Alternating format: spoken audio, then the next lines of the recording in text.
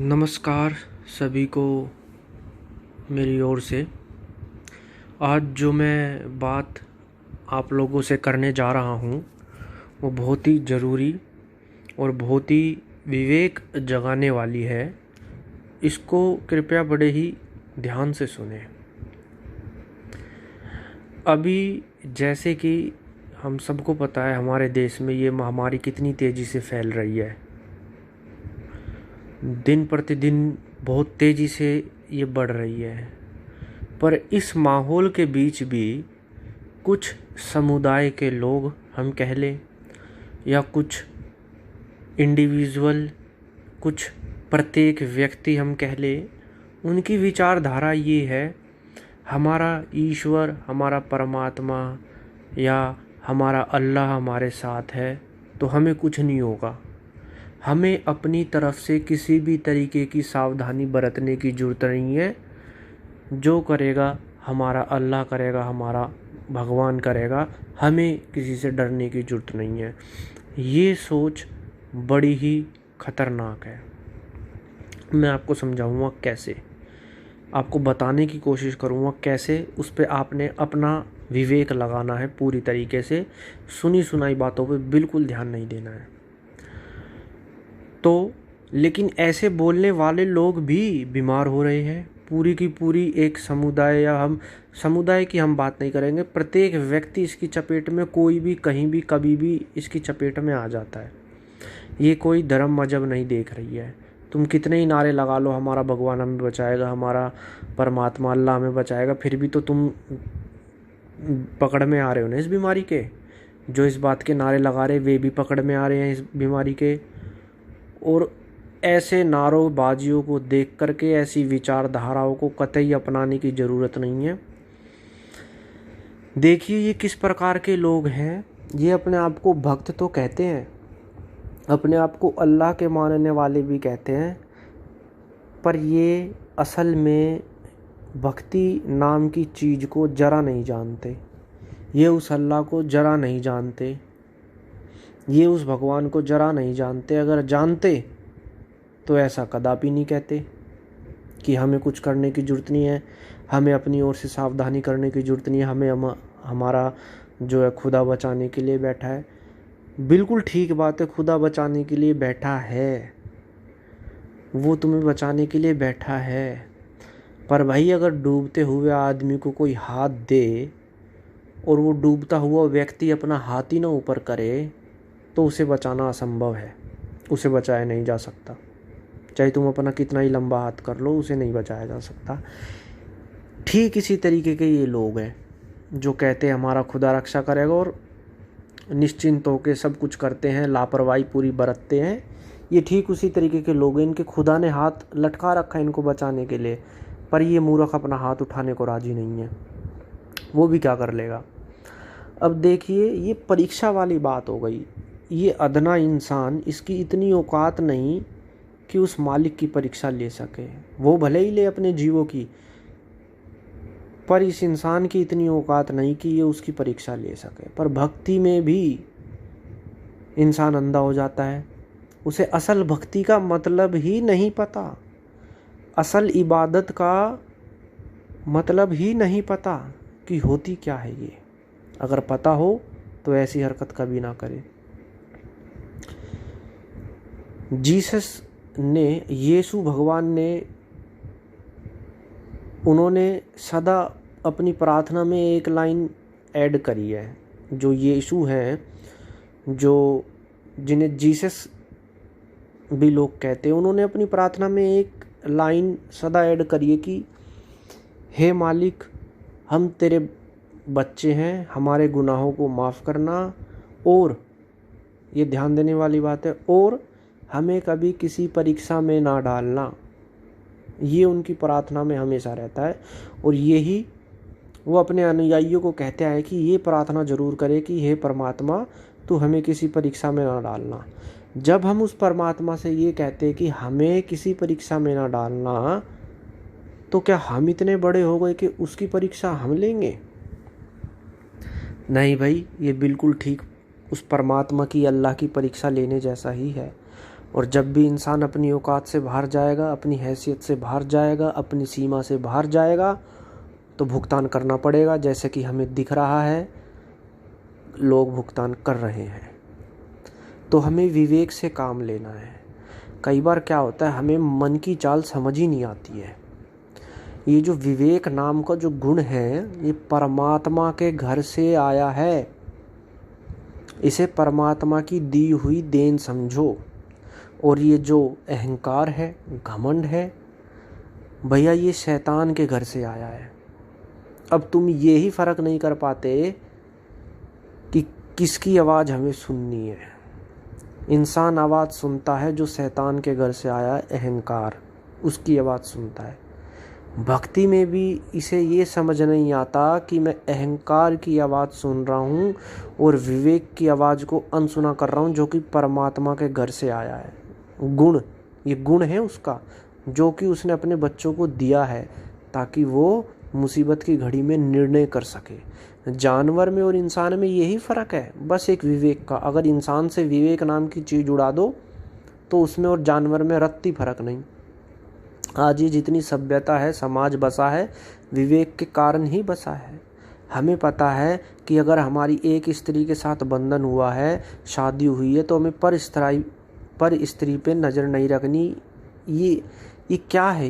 ये विवेक का ही प्रदर्शन है। ये विवेक ही है कि हमें अनैतिक काम नहीं करना। अच्छा बुरा ये विवेक ही परखता है कि क्या अच्छा बुरा। अगर इंसान का विवेक ही ना रहे तो वो अच्छा बुरा कहाँ से परख पाएगा। जब इंसान में क्रोध, जो कि एक विकार है, जो कि एक काल का ही औजार है, अगर ये अधिक हो जाता है तो विवेक नष्ट हो जाता है, बुद्धि भ्रष्ट हो जाती है, फिर पाप कर्म होता है।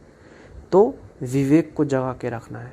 मैं आपको एक छोटी सी कहानी सुनाऊंगा, उससे आपको ठीक समझ में आएगा कि हमें कभी भी ऐसी हरकत नहीं करनी है जो कि हमारे लिए ठीक नहीं है।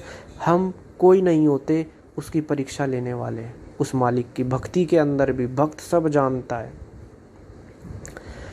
दो नास्तिक लोग बैठे होते हैं, उनके बीच में एक आस्तिक बैठ जाता है जो कि भगवान को मानने वाला होता है, अल्लाह पे विश्वास रखने वाला होता है। वे दो नास्तिक उससे कहते हैं कि आज तक तेरे खुदा ने तुझे दिया ही क्या है। वो कहता है मैं खुदा पे विश्वास करता हूँ। तो कहता है तेरे विश्वास में कितनी शक्ति, तेरे विश्वास से होगा ही क्या। हम उसमें विश्वास नहीं रखते, खुला जीते हैं, जो मर्जी खाएं पिए सब करते हैं। तो वह व्यक्ति कहता है तुम्हारे विश्वास करने ना करने से क्या होता है। तुम आंख बंद करके कहो कि सूरज नहीं है तो ऐसा तो संभव नहीं, ये तो सत्य नहीं। अगर तुम आंख ही बंद कर लो फिर तुम गाते रहो सूरज नहीं है, ये तो तुम्हारी खुली मूर्खता है। तो आँख खोलना ज़रूरी है, तभी पता चलेगा कि सूरज है कि नहीं है। तो वो उससे कहते कि हमें साबित करके दिखाओ कि तुम्हें अपने खुदा पे कितना विश्वास है। जाओ उस 50 माले पे चढ़ जाओ, वहाँ से कूद जाओ। अगर तुम्हें कुछ नहीं हुआ तो हम इस बात को स्वीकार कर लेंगे तुम्हारा खुदा है, वो जो उस पर विश्वास करता है उसकी वो रक्षा करता है। तो वो इस बात को मंजूर कर लेता है, ठीक है मैं ऐसा ही करूँगा, मुझे मेरे खुदा पे विश्वास है। तो जैसे ही 50वें माले पे चढ़ता है और कूदने को होता है तो आकाशवाणी होती है कि ठहर जा, ये तू क्या करने जा रहा है। वो कहता है कि हे प्रभु, वे जो नीचे लोग बैठे हैं उन्होंने मुझसे कहा है कि हमें बता तुझे तेरे भगवान पे कितना विश्वास है, तेरे खुदा पे तुझे कितना विश्वास है। तो खुदा बोला क्या तुझे मुझ पे विश्वास नहीं है। तो बोला नहीं मुझे तो है पर उन्हें नहीं है। वो कहने लगे, खुदा ने कहा कि तू यहाँ से कूद भी जाएगा ना तो भी इन्हें विश्वास नहीं होने वाला मुझ पर। और तू क्या सोचता है, भक्ति में यहाँ पर चढ़ा है 50वें माले पे? नहीं, तू तैश में आके यहाँ पर चढ़ा है, तू अहंकार में आ गया। अभी तू मुझ तक पहुँच नहीं पाया है, अभी तू बहुत दूर है मुझसे, अभी तुझे और ज्ञान की ज़रूरत है, अभी तुझे और भक्ति की ज़रूरत है।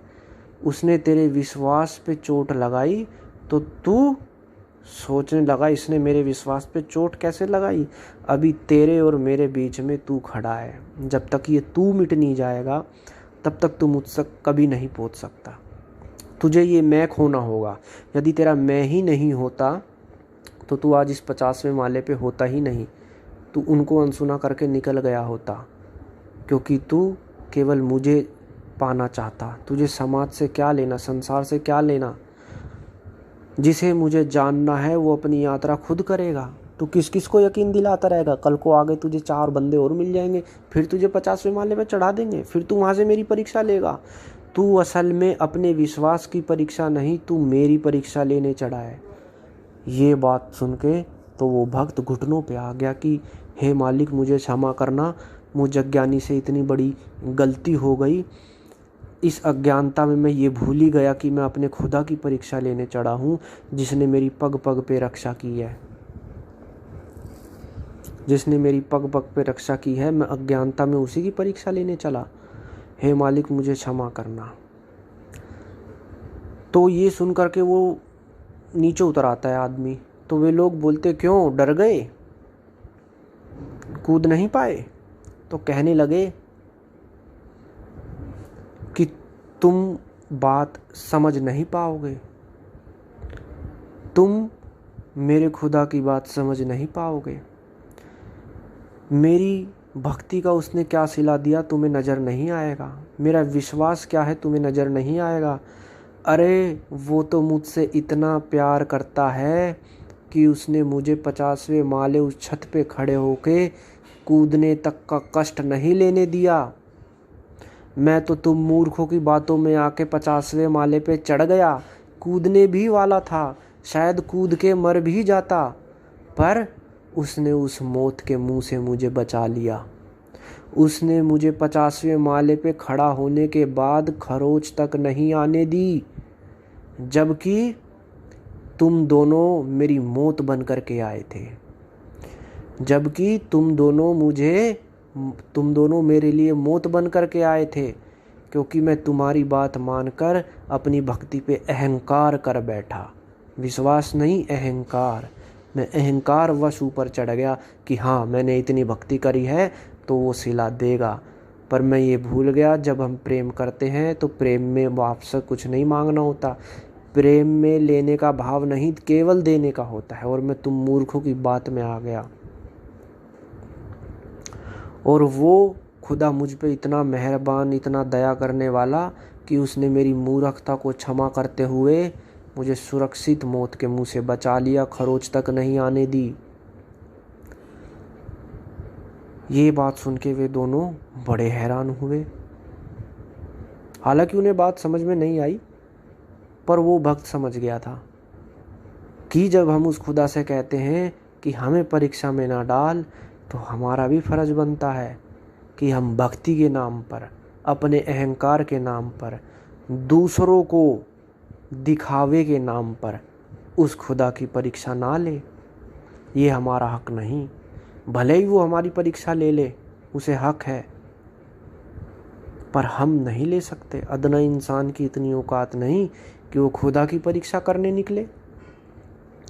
जब तुम्हारे अंदर से विवेक की आवाज़ आ गई कि ऐसा कर, तू अपनी सुरक्षा कर, वो हर एक व्यक्ति के सामने प्रकट होकर मुंह से बोलेगा नहीं, खुदा नीचे उतर के कि तू क्या कर क्या ना कर। वो सबके अंदर विराजमान है, वो ज्ञान रूप में सबके अंदर है, वो विवेक के रूप में, समझ के रूप में सब इंसानों के अंदर विराजमान है। और वो उन्हें आवाज़ देता है अंदर से। जब आप बुरा कर्म करने जाओ तो आपके अंदर से आवाज़ आती है कि ना भाई ये ना कर। एक आवाज़ आती है करना। ये 2 आवाज़ों में इंसान फ़र्क नहीं कर पाता। एक खुदा की आवाज़ तो एक शैतान की आवाज़। इसको याद रखा जाए। एक माया की आवाज़ है जो तुमसे पाप कर्म करवाने पे आतुर रहती है। अरे मृत्यु तो तुम्हें वर्गलाएगी, तुम्हारा काल, तुम्हारा विनाश तुम्हें वर्गलाएगा, तुम्हारे विश्वास से तुम्हें डगमगाएगा। अगर मैं अपनी सुरक्षा कर लूँ, अंदर से आवाज़ आती है कि भाई तू सुरक्षा कर। वैसे तो सारी डोर उस खुदा के हाथ में, उस भगवान के हाथ में है। हम 1% भी नहीं कर सकते। अगर हमारे अंदर से ये आवाज़ आती है कि भाई तू अपनी इस प्रकार सुरक्षा कर ले, अगर मैं उस प्रकार अपनी सुरक्षा कर लूँ तो हर्ज ही क्या है। ये खुदा की आवाज़ है कि तू अपनी सुरक्षा कर, ये खुदा ही तो आवाज़ दे रहा है कि तू अपनी सुरक्षा कर। अरे तू अपनी सुरक्षा करेगा तभी तो तू खुदा का बंदा है, कि तू उसके दिए हुए जन्म की कदर करता है, तू उसकी दी हुई चीज़ की कदर करता है, तू उसकी दी हुई चीज़ को किसी मूर्खता के कारण रिस्क पे नहीं रखता, किसी खतरे में नहीं डालता उसकी दी हुई चीज़ को। कभी अपने बच्चे को खतरे में छोड़ देते हो क्या? ये शरीर भी उस खुदा का दिया हुआ एक मौका है ताकि हम उस खुदा तक पहुंच सके, और हम उस खुदा की दी हुई चीज़ को इस तरीके से खतरे में डाल दे? नहीं भाई, बिल्कुल अंधविश्वास है, बिल्कुल अहंकार है। हम अपनी तरफ से कोशिश कर सकते हैं अपने शरीर को स्वस्थ रखने की, बचाने की, हम अपनी तरफ से कर्म कर सकते हैं, पर हम अपनी तरफ से फल नहीं प्राप्त कर सकते। फल देने वाला तो वही है। आप अपनी तरफ से कितनी ही सुरक्षा कर लो, लोग कितनी सुरक्षा करते हैं अपनी, खाने पे नियंत्रण, सेहत पे, फिर वे एक्सरसाइज करते हैं, योगा करते हैं, पता नहीं क्या क्या करते हैं, फिर भी बीमार पड़ जाते हैं सुरक्षा करते हुए भी। और कुछ लोग सुरक्षा नहीं करते फिर भी बीमार नहीं होते। ये कर्मों का खेल है। आप अपनी सुरक्षा करो, इसमें कोई हर्ज नहीं, कर्म है।